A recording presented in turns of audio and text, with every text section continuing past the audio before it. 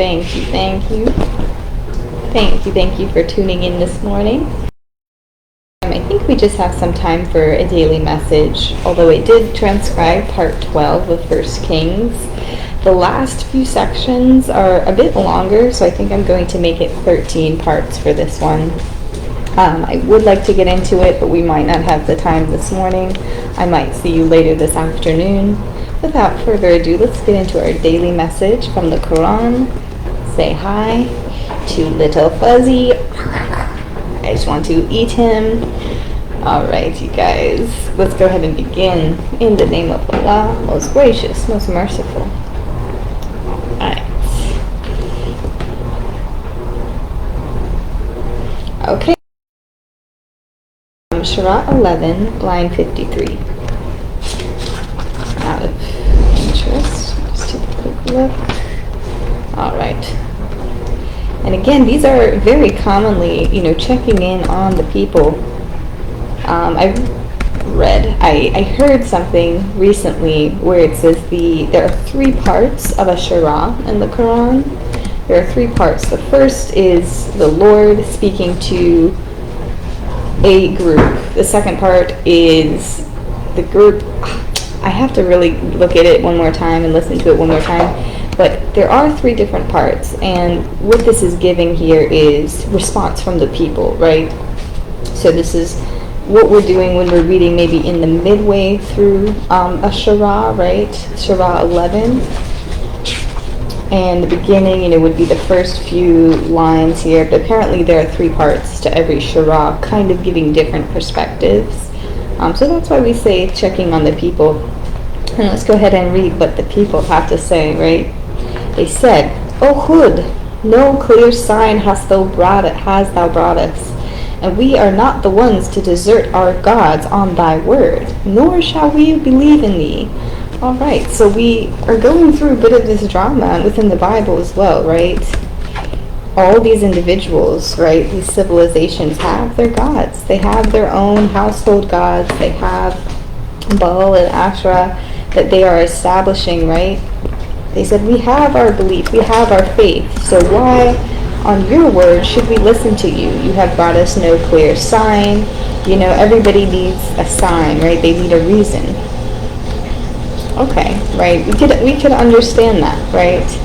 But an individual coming forth, right, and speaking, right, is a pretty good hello sign, right? Pretty good wake up. But we are taught, right, to not listen to everybody, right, to take everything with a grain of salt and proceed with caution. That's what we are taught growing up, right? Don't believe anything, or don't believe everything you hear, don't believe everything you read, especially on the internet. That's what we are taught. Okay, let's see here. And we are not the ones. And more so, right? These individuals are very ingrained in their own ways of life, right? They have no complaints, right? They're praying to their gods and they are happy. They are satisfied. They feel no push or no pull to move in another direction. Alright. Line 53. Thy word, especially by the word of a man, right? Just a man coming with no signs, and they say there are no signs, right? But we know as believers that there are signs. You just have to open your eyes to them and be able to perceive certain things as signs, right? There are no such thing as coincidences. On this note, let me go ahead and read it through one more time. O Hud, no clear sign hast thou brought us, and we are not the ones to desert our gods on thy word, nor shall we believe in thee. Okay, word from the people. This is what the people have to say. And with that, I will say, is there ever, right, a sense of anxiety? Because I know I've received lots of anxiety growing up, lots and lots of anxiety. And as much as I was involved with the church, indoctrinated in the church, between going to different Catholic schooling and Christian schooling, as much as I knew the knowledge of a God, I never had the capabilities to let things go and rely on the Lord and put full faith in the Lord. So I had this knowledge of God, right, as some distant character, right, like maybe some of these people believe. They had these distant gods that would take care of them. But whenever a time of anxiety or even a slight depression would strike, I did not have the capability to go ahead and exercise my faith in God, and by giving things up to Him, right, releasing the stressful or the overwhelming or the overburdening energy to Him.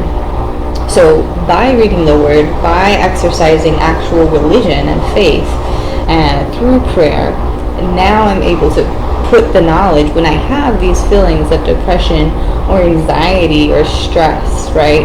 I can actually release those to somebody who is very near and dear to my heart, right? Somebody who's very, very close in conscience, right? And that is our Lord. And that's what it means to rely on God, to know God, right? To believe in God and have faith in God, is to have the confidence to release those deep and serious feelings to Him.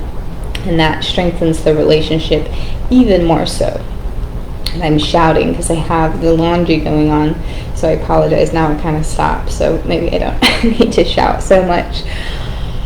Anyways, you understand if there is a heavy and a feeling, everybody goes through it from time to time, right? But for me now, it's much more truncated. When I sense that something might be sneaking in or creeping on, I can actually remember, I have somebody that takes care of this, right? I have my God that takes care of this. And as much as these people at this time would have liked to say, we have our gods, we are not ones to desert our gods, they would pray for their gods for wealth, for great things, much as we would pray to our God for things such as that. But when it came to times of hardship, there was almost a shame that would come, and they did not want to introduce their dark emotions and their dark feelings to their gods. And I'm sure there were instances where they would pray to their gods in times of darkness and things like that. But there's a difference. There was more of a shame, and I can speak on that based off of the context and based off of what we've been reading in the Bible, especially when people would pray to these, to Baal and to Asherah, right? It was more of a celebratory worship, never in a time of darkness or shame. So that is a comfort that we can get from our God, right? From God. And knowing that we can go to Him in closeness, right? In intimacy with all things. Doesn't have to be celebratory worship when good things happen only. It can be, and it's most often during our darkest times. But it's good to have the balance of both, right? If you're going through stress and something good happens, that's a great time to worship, especially when you have your stress and you let it go, right? And then things work out and it's all good, right? So that's just, I guess, a personal antidote. I like to leave those personal antidotes out of our faith talk here, but sometimes it does help just put the pieces together and tell you something of value. Okay, let's see, I'm going to make a nice lengthy title here, not to ignore. And then also we talked about signs, right? I'm not going to go over this again, but the signs are there, right? We just have to learn how to open our eyes to them, right? Not to ignore the signs, especially in